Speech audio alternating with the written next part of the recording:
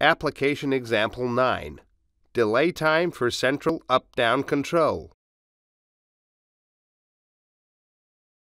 Solar protection drives do not behave like resistive loads. When the motors are started, 2 to 3 times the rated current flows over a longer period of time.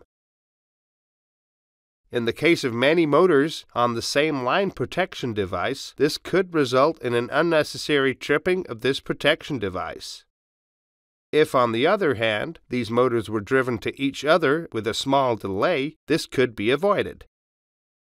So, would it be easy to parameterize startup delays between the individual channels in order to limit the starting current in the mains? And if so, how? Well, the N543 again offers a solution. Let's look at the parameters again. The parameter you are looking for depends on an active central function. But where is the central up and down? Look at the page Functions, Objects. A central up-down object can be enabled both in manual mode and in automatic mode. Then we take a look at the blinds page. The topmost parameter is called Delay Time for Central Up-Down, manual and automatic operation.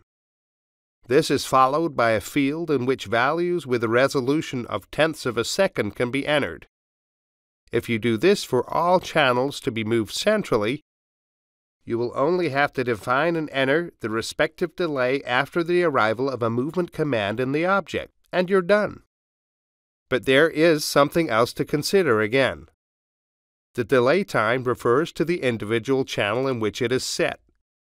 If, for example, you want the 8 blinds on an N543 to move in at a distance of 0.5 seconds, then the value 0 must be entered in channel A, the value 0.5 in channel B, 1.0 in channel C, etc., up to channel H, the value 3.5 seconds.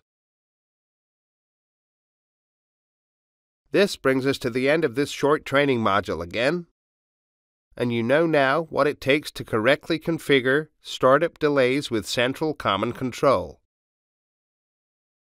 Thank you for watching, and stay tuned.